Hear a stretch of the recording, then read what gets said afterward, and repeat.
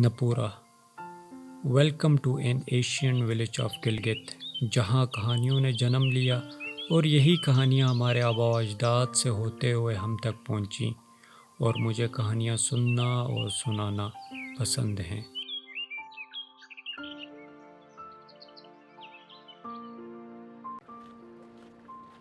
ایک زمانہ تھا جب لوگ سفر کے نام سے کانپتے تھے، راستوں کی صحبتیں، رہزنوں اور قزاقوں کا خوف اور سست رفتاری، اور پھر ایک زمانہ آیا، مہینوں کا سفر گھنٹوں میں طے ہونے لگا، وہ بھی تمام تر فیسلٹیز کے ساتھ۔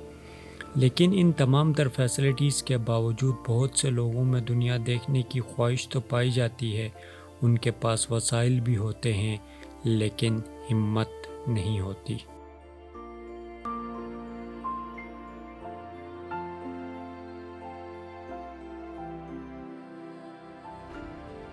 تاریخی گاؤں نپورا کی بات ہو اور گلگت کا آخری لیجنڈ حکمران چندرا شری دیوا وکرمادتیہ، جنہیں شری بدت کے نام سے جانا جاتا ہے، ان کا ذکر نہ ہو گلگت کی تاریخ ادھوری ہے۔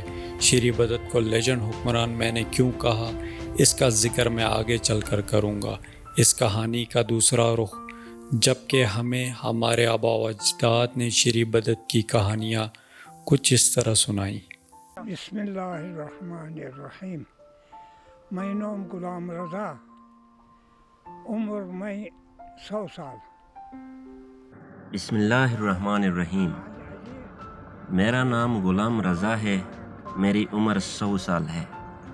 شری بدت ایک دیوزات تھا۔ یہاں پہاڑ کے اوپر ایک پولوگرون تھا، وہ وہاں رہتا تھا۔ اس کو لوگ اپنی اپنی باری پر کھانے کے لیے مال مویشی دیتے تھے۔ ایک دن ایسا ہوا، اس کو کھانے کے لیے کسی نے ایک بکری کا بچہ دیا۔ جب اس کو پکا کر اس کے سامنے پیش کیا گیا تو اس کا ذائقہ بہت لذیذ تھا، تو اس نے پوچھا، یہ بکری کا بچہ کس نے دیا ہے؟ تو اس کو بتایا گیا، ایک عورت نے دیا ہے۔ شری بدت نے بولا، اس کو بلاؤ۔ اس عورت کو شری بدت کے سامنے پیش کیا گیا تو شری بدت نے اس عورت سے پوچھا، یہ بکری کا بچہ کیسے پالا ہے؟ اس عورت نے بتایا کہ میں نے اپنا دودھ پلا کر اس کو پالا ہے۔ اس کے بعد اس نے مال مویشی چھوڑ کر انسانی بچے کھانا شروع کیا۔ آخر میں لوگ تنگ آ کر لکڑی میں آگ جلا کر شری بدت مرد آباد کے نعرے لگاتے ہوئے اس کی رہائش میں جمع ہو گئے اور پھر وہاں سے دوسری جگہ منتقل کیا۔ اس کے بعد یہ رواج بن گیا کہ لوگ لکڑی پر آگ لگا کر شمع روشن کرتے، اور یہاں آگے ایک کھائی ہے، وہ جلتی ہوئی آگ اس کھائی میں پھینک دیتے اور شری بدت کے خلاف مرد آباد کے نعرے لگاتے۔ اس طرح کرنے سے اس کی روح بھی جل جاتی اور بیماریاں بھی دور ہو جاتی۔ خیدار ذکری پر سے نعرے جو مرد آباد سوجو ای وی ای تلان رہتا گا تورسے او روح گداجس ای رہتا گا تو بیماری گا ناشنس موشوش بالچال رگوڑ بیلتو ایسے۔ پرانے زمانے میں جب بچے بیمار ہوتے، تمام لوگ مل کر کھانا بنا کر صدقہ کرتے اور اسی رات لکڑی پر آگ لگا کر شری بدت اور اس کی اولادوں کو موت کی بد دعا دیتے اور اس لکڑی پر لگی آگ کو کھائی میں پھینک دیتے۔ یہ یہاں کے لوگوں کا عقیدہ تھا۔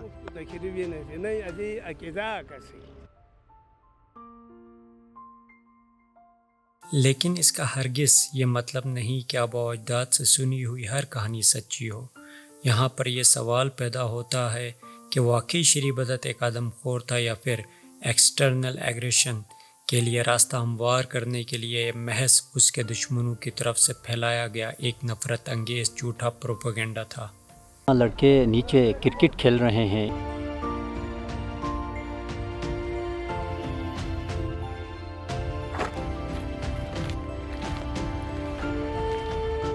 جو ٹریک ہے یہ 1.5 کلومیٹر کے فاصلے پر اس کو بنایا ہے. تو یہاں پر بھی جو 2 ٹریک بنائے گئے ہیں اس کو ہم آپ کو بعد میں لے کے چلیں گے. ہم ابھی جاتے ہیں جو میرا کا جو ٹھوکو ہے، یہاں کے لوکل زبان میں اس کو میرا کا ٹھوکو بولا جاتا ہے. ہم وہاں جا کے اوپر جا کے آپ کو پورا گلگت کا جی بی کا ویو آپ کو دکھائیں گے. تو میرا کا ٹھوکو کیوں بولا جاتا ہے اس کو؟ میرا جو تھا وہ اس زمانے کا ایک بادشاہ تھا، عادل بادشاہ تھا، سخی بادشاہ تھا. تو وہ یہاں پہ رہتا تھا، اس کا یہاں پہ فورٹ تھا اس زمانے کا. نیچے اس کی سویلائزیشن ہوتی تھی، نیچے یہاں گھر ہوتے تھے. تو قدیم ناپورہ جو ہے یہاں سے شروع ہے. ٹھیک. جو ایک بھائی ملے ہیں، یہ عموماً یہاں اپنے بکریوں کو چرانے کے لیے یہاں آتے ہیں. تو طاہر بھائی یہاں پر 2 ٹریک بنائے گئے ہیں. ایک بالکل سیدھے جا رہا ہے، ایک اوپر کی طرف جاتا ہے.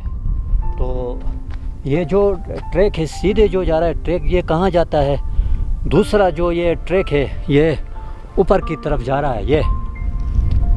یہ کہاں جاتے ہیں یہ دونوں ٹریک؟ یہ ہے یہ بڑشوارن کہتے ہیں، پلا پلو گرون جی. اور یہ ٹریک جاتا ہے شری بدت فورٹ کے لیے، اوپر ہپوکر میں. ٹھیک. اس کا فورٹ ہے جی. نا دیوزات تھا. وہ عموماً وہ گرم جگہوں میں نہیں رہتا تھا، وہ ٹھنڈی جگہوں میں رہتا تھا. ٹھیک. تو اس کا اوپر جگہ ہے، اس کا فورٹ ہے، اس کا رہائش گاہ ہے. 740 سے 747 صدی عیسوی میں تبتی اور چینی جنگ کے نتیجے میں گلگت کی وادیاں بھی اس جنگ کی لپیٹ میں آ گئی تھیں. اس صورتحال سے فائدہ اٹھاتے ہوئے ایک کامیاب سازش کے تحت بیرونی افراد نے گلگت کے آخری مقامی حکمران شری بدت کو ایک ظالم اور آدم خور قرار دے کر آبادی کو اس کے خلاف متنفر کیا اور اپنے حق میں استعمال کیا اور مقامی حکومت کا خاتمہ کیا، جس کے ثمرات نسل در نسل ہم آج تک بھگت رہے ہیں.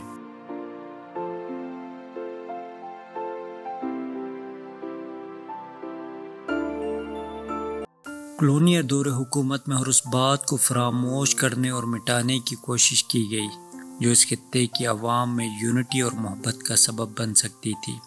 لیکن مقامی افسانوں میں مقامی حکمران اس دھرتی کے بیٹوں کو شیطان کے روپ میں پیش کیا گیا، جبکہ آؤٹ سائیڈرز، انویڈر اور قاتلوں کو مسیحا بنا کر پیش کیا گیا. اس طرح کی سوچ، فلسفہ اور نیریٹو کو چیلنج کرنا وقت کی ضرورت ہے، اور اس کے لیے اپنے خطے کی مشترکہ ہزاروں سال قدیم گم شدہ تاریخ کو اثر نو تشکیل دینا وقت کی اصل ضرورت ہے.